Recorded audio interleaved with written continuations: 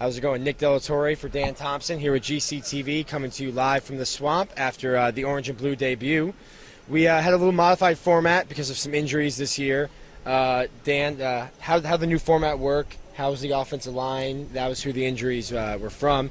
What'd you see? Who'd you like? Who needed to pick it up a little bit? Yeah, sure. There was obviously a change. There's only 6 healthy offensive linemen today, so it was a little bit of a mixture of 11-on-11, 7-on-7, and then positional drills. On the offensive line of things, I think the offensive line overall performed pretty good. We saw a lot of good performances.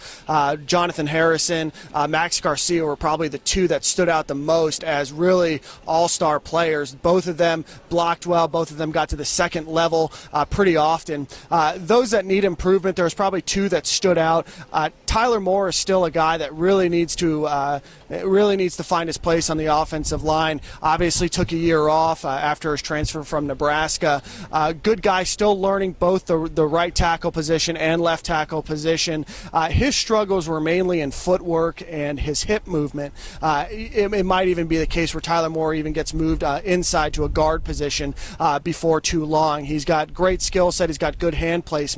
His biggest thing is just the speed of the game. Quintez Williams also struggled a little bit. He just moved over to the offensive line from the defensive line, so he still needs improvement, but he was beat on the left side, on the right side, and one-on-one drills all day, so he definitely needs some improvement, but overall, offensive line played pretty well. With Tyler Moore, do you think that it's the speed of the SEC, something maybe he didn't see playing at Nebraska, also taking a year off? Do you think that moving to the inside would be beneficial for him? I think so. I think obviously the Big Ten is a little bit more of a power game instead of the SEC, which is a little bit more of a finesse game. Tyler Moore obviously still is shaking off a little bit of rust. He did take a year off, and then during that year off, 6 months of it, he wasn't even participating in a football program, so wasn't working out, wasn't doing a lot of speed and agility drills. So he's still coming back. So I'm not saying that Tyler Moore certainly can't grow into being an all-SEC type of player, but his struggles are still shaking off that rust. I think more of a guard position might be where he guys where like he sees. Dominic Easley and Jonathan Buller, Dante Fowler certainly aren't going to make it easy for you when you've taken six months to a year off and you're coming back in. They're not going to make your job that easy. Absolutely, the defensive line played absolutely outstanding. So Nick, with that, tell me a little bit more about what you saw on the defensive line, specifically from the 2 guys that you just mentioned, Fowler and Easley. The defensive line, Dante Fowler shed a little weight from last year. He's down to around 264, and he really hasn't lost any strength from that. But you can see that he's coming off the edge a little quicker. Dante Fowler's been a player that really has taken a step forward this spring and is someone to keep an eye on next year. Dominic Easley's Dominic Easley. He's going to be dominant whether they have him playing inside, whether they have him playing outside. Muschamp just told us that if the season started today that he'd be inside. Not sure if that's because they're not getting enough from Bear Cummings and Damian Jacobs on the inside, or just it speaks more to how good of a player that Easley is. Yeah, the defensive line also. Bear Cummings looked good today. Yeah. I didn't see as much from him in the couple of spring practices that we saw, but he looked good out there today. What did you see from him? I thought he did well. He's a big guy. He's a big space eater out there. I thought that he did really well. Damian Jacobs made some great plays on the ball as well.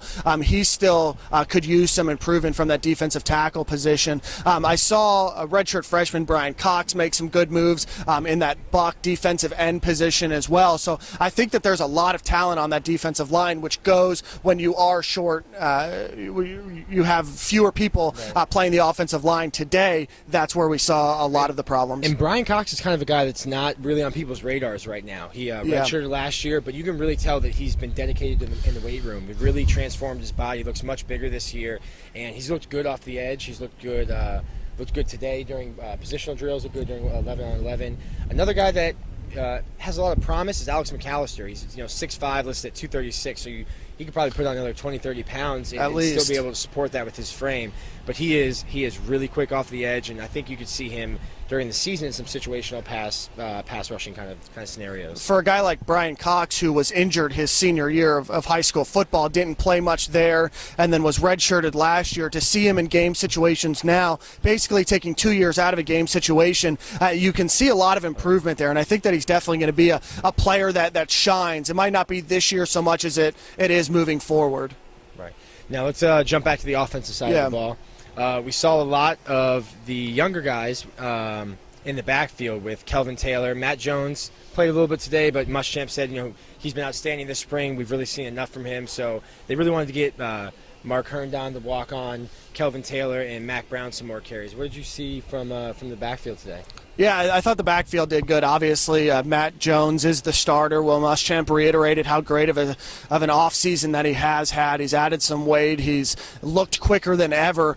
His running style has significantly improved as well.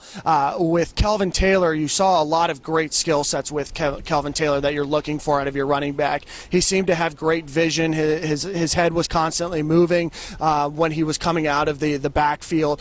He showed good initial burst.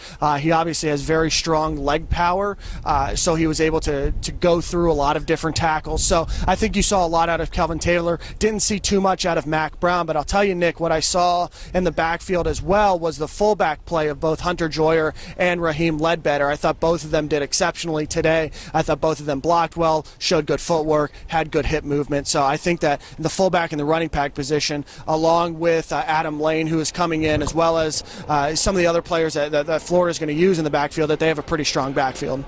And then moving on, tell me a little bit about what you saw back on defense. Tell me a little bit about what you saw from the back seven. The back seven, I would say that we could definitely see, especially with Riggs out today, what the coaches have been talking about the safety position lacking some. We really saw Valdez Showers and Gorman running with the ones back at safety, and I think that when you get some freshmen coming in, Marcel Harris, Keanu Neal, that they're really going to have an opportunity to come in and earn some playing time pretty quickly. But cornerback is so deep with Watkins, Roberson.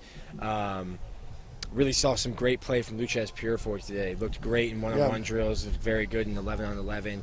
It's going to be tough to keep him on offense because he's so good defensively. And of course, Vern Hargreaves coming in. So the floor is definitely deep at corner. There's nothing to worry about at that position. Yeah, I don't think with Will Muschamp you'll ever have to worry about the defensive backs. No. And the linebacker play, like you said, was absolutely exceptional. I think that what we saw in the linebacker play between Neron Ball and Morrison, just outstanding linebacker play. They were where they needed to be. They were making big plays, making good, solid tackles. So I think that you're going to see a lot from the linebacker position as well. Yeah, Morrison looks comfortable at Mike.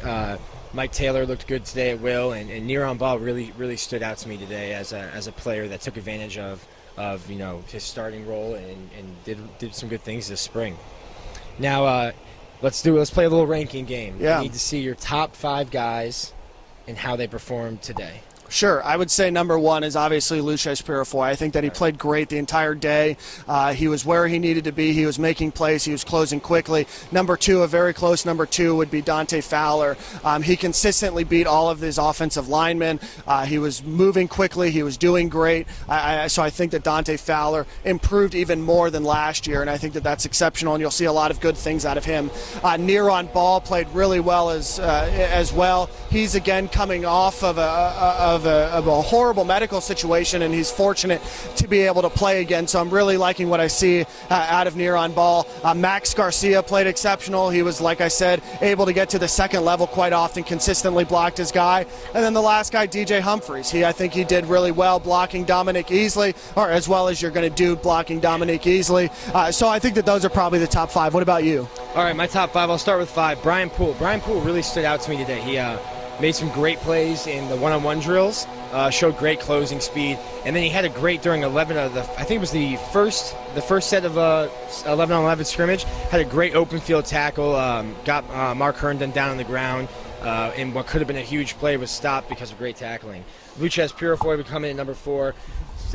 He's electric on offense. He showed some flashes today of how they can use him next year to bring a playmaker. They really haven't had a playmaker role since Percy Harvin, really. Yeah. So he's a player that could step into that role and give the offense some electricity.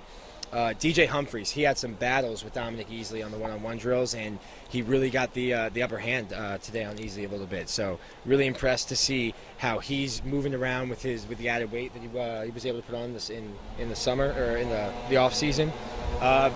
Max Garcia, the Maryland transfer, stepping in next to Humphreys at left guard. He's a player that really impressed me today. Showed some great footwork, great hands, and was able to keep Florida's very talented defensive line in front of him for most of the day. And my number 1 player today is Dante Fowler. Fowler is just going to be a beast this season. He's really taken a step forward, and shedding that baby fat, I think, was a big component of him taking his game to the next level. Absolutely. I would completely agree with all of those. I think that we saw a lot of great performances today from the defense of Florida. I think that the offense could still use some improvement. We didn't see too much out of the wide receivers today, but I think overall Florida had a great practice and a great day, and I think we were able to see that Florida's really going to improve as a team next year, again, both on defense and then on offense. Hopefully we'll turn the corner pretty soon. Yeah, the defense definitely was a little bit ahead of the offense today, but that's to be expected. They have a little more veteran leadership on that side of the ball, and a Will Muschamp coach team is always going to be strong defensively. For Dan Thompson, I'm Nick Delatorre, signing off from the Swamp for GCTV.